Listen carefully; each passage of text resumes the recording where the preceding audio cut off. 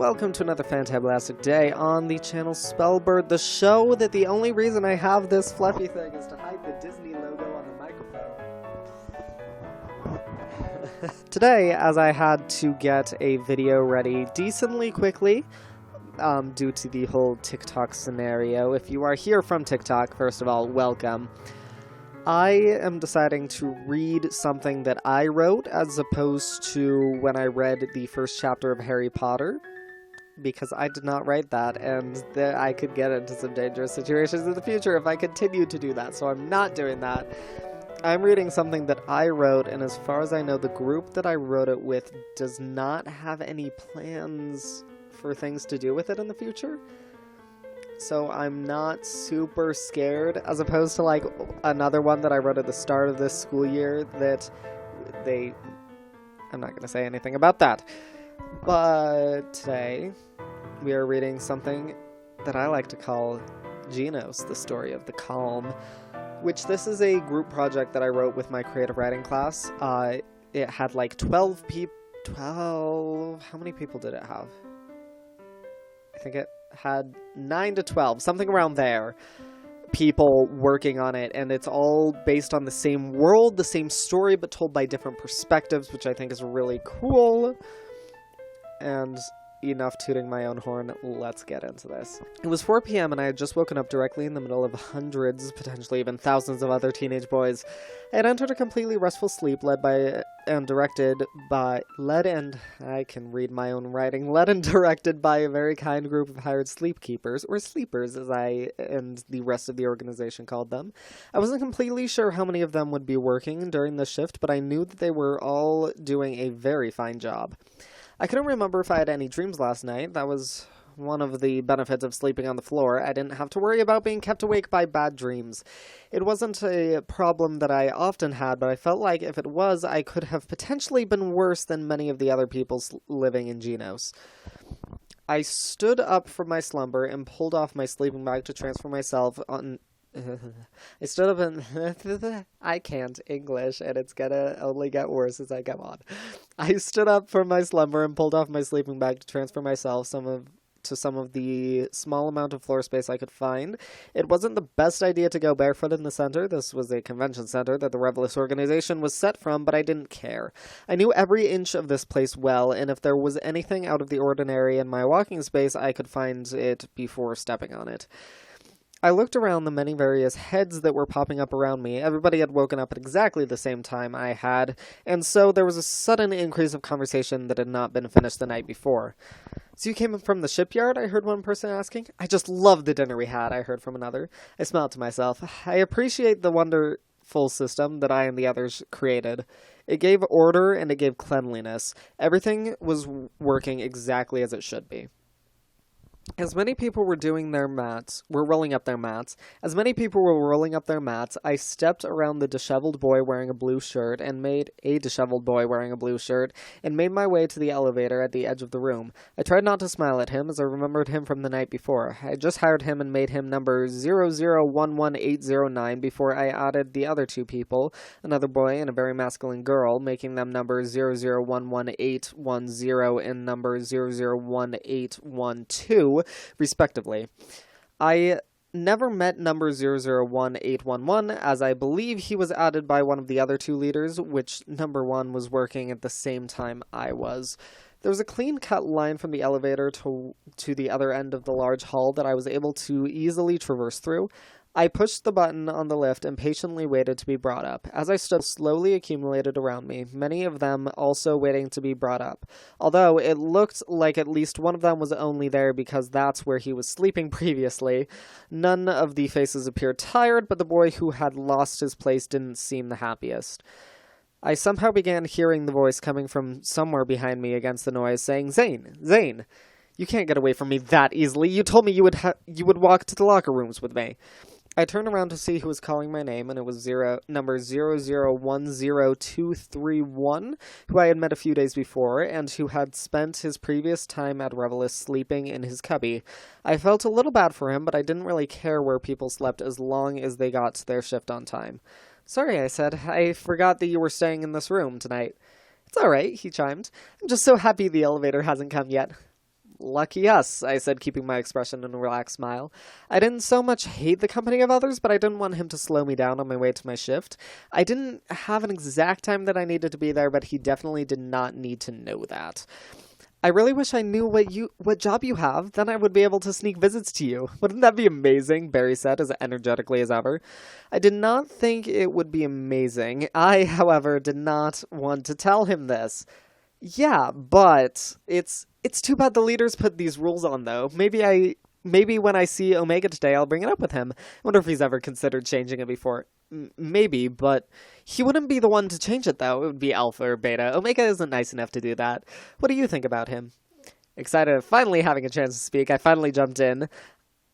I instantly jumped in. I like all of them, and Mr. Omega isn't mean, I said, slightly offended. He just likes to follow the rules. He's the one to get things done.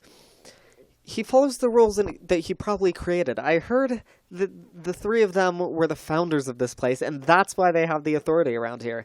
Anyways, I think Alpha's the one to get things done. He's nice. I've never even heard him make jokes, I've even heard him make jokes every once in a while, he said, completely ignoring the emphasis I put in front of my self-given name. The elevator doors opened and allowed a group of about 20 of us to step into it. I pushed to the back as quickly as I could, but my plans were foiled by a wild Barry who had suddenly appeared directly next to me. I did not want to be talking to anybody right now, so I began saying, "Listen, Omega isn't like that. He usually just silently watches us. I rarely ever hear his voice, and when I do, it's telling someone how to do their jobs better. Second thoughts, I hope I don't run into him today. If I do have any interactions, it won't be a good one." I had no response to this. I knew this was how people felt, but I didn't really care.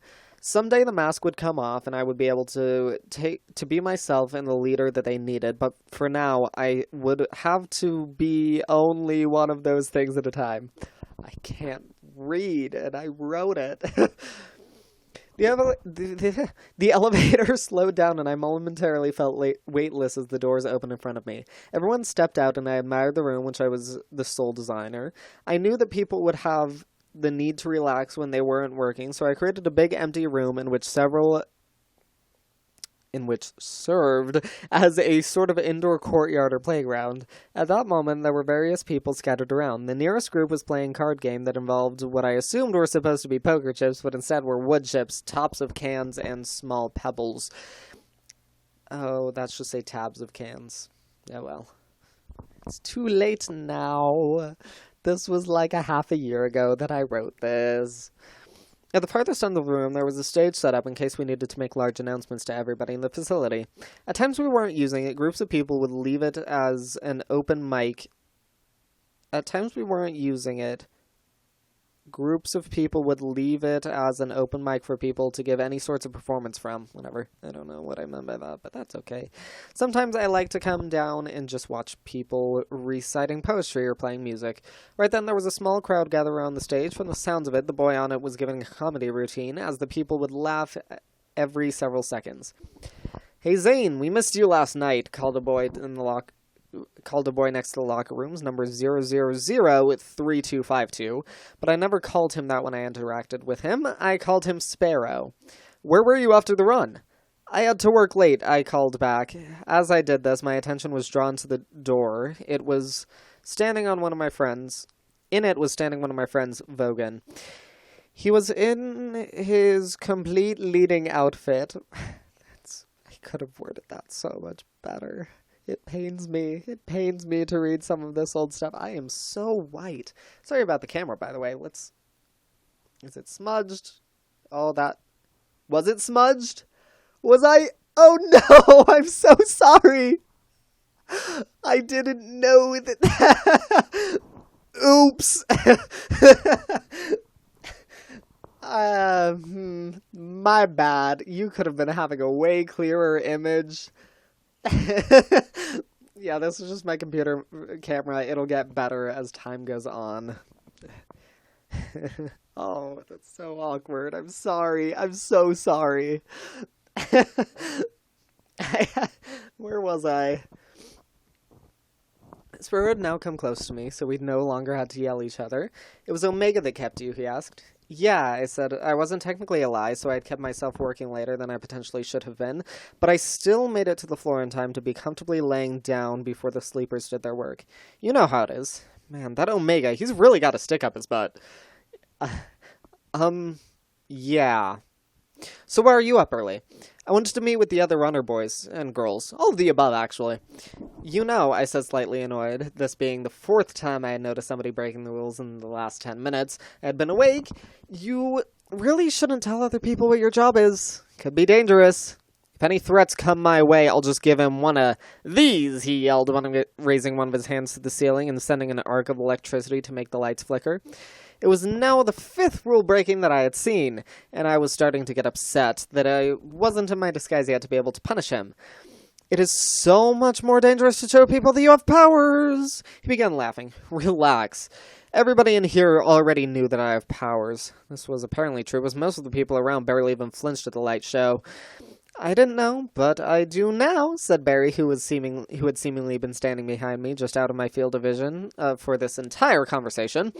Sparrow looked at him with a sort of dazzled expression before snorting aloud and saying, "Aight, well, I gotta go." "Okay," I said. "Well, I might see you later." This was the lie. At that time, I put my work above friendship. However long I could get the chance to keep working tonight, I would take it. Nothing significant had happened in so long, I was starting to get antsy. "Peace." With that, he walked away. Before he made it to the elevator, he signed the hand gesture that meant together we stand, by putting his thumb and forefinger together and moving the rest of his fingers towards his body. I responded by making the against the nobility gesture by doing the same thing with my thumb and forefinger, but instead moving the rest of my fingers away from my body. So it's like this. Like, together we stand against the nobility. When Sparrow was gone, I looked around and admired my fine craftsmanship again. "I like this room, Barry," I said, trying not to sound too satisfied with myself. "I do too," he responded. It has a sort of glow to it." "It does. That was Alpha's idea. I heard him talking about it to Omega. This was another that wasn't technically a lie. When the three of us had been designing the center, Vogan told me about his idea of lighting the building. Once we had found a person with powers over light, they used their magic to give us simulated sunlight. This way people wouldn't get depressed from staying inside all the time, and they wouldn't get sick from it, especially if they were working my shift. "That's not what I meant," said Barry. "It's just amazing that even though all these people are shut in this area for so long, they still find ways to be positive. They have a light I've never seen before in any group that I've been a part of." I hadn't thought about it like that before. As much as I didn't like people, though, I had to admit that this organization would be nothing without a following. Even if we hadn't made a mark yet, we could still call ourselves an organization. Meanwhile, the city only knew about us from the tags and statements we had left around the city for our runs. As far as they knew, we were just considered a gang. Out of nowhere, Barry and I were forced to move into locker rooms as the elevator opened again and a new group slid out. "Anyways, do you think I can see where your cubby is?" Barry continued. "Whoa," I said, opening the door. "We're not that close. And besides, you know it's not allowed." He rolled his eyes. Only Omega would care, and I highly doubt that he would even know. "You might be surprised by what the three leaders know." I ignored the part when he said I would only care. I sincerely hoped that my friends would put more care into their work than he was giving them credit for. I had to talk to them about that soon, just to make sure. "Whatever," Barry said, before walking away down one of the two large hallways in the locker room. "Goodbye, then," I said, which was met with the silent treatment. I was completely fine to be rid of him. His absence would make it much easier to get to my cubby in peace. It didn't completely matter if anybody saw me coming, if anybody saw someone coming in or out of their cubby. After a few days of the center being open, I came up with another great idea. If a cubby door was open, anybody within sight would immediately forget the identity of the person holding the knob. I didn't like to worry about having myself known to any random passerby or by any invisible spectator seeing me. After a minute of walking, I found my door, stepped through it, locking it behind me. To any random person, this box of emptiness would look completely plain. It had white walls, a white ceiling, and a gray floor. To somebody who was well-trained such as me, though, this room was one of the most spectacular things that have ever existed. I turned the dial next to the doorknob, and using a mixture of science and magic, the room grew into a place that I had become quite attached to. The gray stone floor turned into a dark blue carpet. The farthest wall grew into a closet door which was ajar, showing my few outfits. Out of a sidewall formed a made bed with white pillows and purple sheets. The walls remained white, but soon became covered with canvas drawings and paintings that I had created in the past. A folded standing desk and all of my art supplies were created next to the bed. Across from the bed formed a mirror, and next to the door a window was created, the glass of which showed an empty grass field riddled with bright, colorful flowers and a sunny sky. Finally, next to the closet, a glass door formed to show my bathroom, a toilet with a sink and many cabinets surrounding it, adjacent to a rocky outdoor bath. My gentle clock ticked from above my window. I had forgotten that I made him an artist. I did not remember that, so it's fun to look back at this. I would spend all day in this room if I saw myself able, but there was simply too much to be done at the center. I didn't want to leave people unsupervised, and nobody would ever hear me say this, but every once in a while I actually enjoyed the company of others. I couldn't spend too much time by myself without going positively insane. I still took as much time as I could here, though. I would often sleep here, but not if I wanted a restful sleep, and not if I told somebody that I would meet them on the floor. Occasionally I would just spend half the day here, but those times were getting fewer and farther in between as my anticipation grew. Decisively, I took my white t-shirt complete with the logo of Revelous along with my plain black sweatpants and boxers off and left them on a shelf in my closet where they disappeared and I knew they would be cleaned. I then stepped into my bathroom and dipped myself into my outdoor bath, letting my warm waterfall wash over me and soak my body completely. From the side, I grabbed a bottle and poured some of it into the bath, creating many large pink fluorescently scented bubbles. Fluorescently. That's not the word I had intended to use. Fluorescent. Fluorescent is like a really bright light. I think I mean it smells like flowers. Floral scent. Oh. Whoops. The room began shimmering pink all around. I sat down on one of the edges of the bath and watched the glimmers against the wall designed to have the look of rustic fence. Would today be any different from all the others had? I hoped the other two would finally listen to my pleas about needing to start our plan. I knew we had enough people to at least create a spark or light a fire, but the other two were reluctant to listen to me, especially Vogan. I knew that Yuli could be persuaded fairly easily, but as long as Vogan was against it, I couldn't begin action. I appreciated working directly with my two closest friends, but they could be very stubborn at times. It had been a literal month since anything noteworthy. We had painted a government building in our colors, green, pink, and blue, and it had been enough to make the news, but that was about it. Not many more people joined us, not much publicity had been gained. We needed to do something. Otherwise, we weren't any type of rebel group. We were just a non-profit refugee aid. I remember back in my days of working as a runner, we didn't have enough people to make a difference. We didn't even have the center. I really found my way around the streets. I then worked mainly as a planner. We realized that I was important enough to not have to risk my life every night. Of course, being a runner wasn't as dangerous for people like Sparrow, people with power. But then again, nothing was as dangerous for them unless they were born into a low-class family. I sat in the bath a little longer and the hot water washed over me. I could feel that. I didn't read that right, but whatever. I could feel the flowery bubbles against my skin, giving me a tingling sensation. I reached a dry hand out of the bath and turned a dial next to me. A floating display materialized next to me, and I used next to me too many times, and I pushed a few buttons and waited at the scenery around me as the scenery around me changed. The walls are turned to a shiny black, and the toilet melted into the floor. The bottom of the bath fell beneath me, and very soon I was treading water in an elegant swimming pool that took up most of the room. I dove underwater and found the square alcove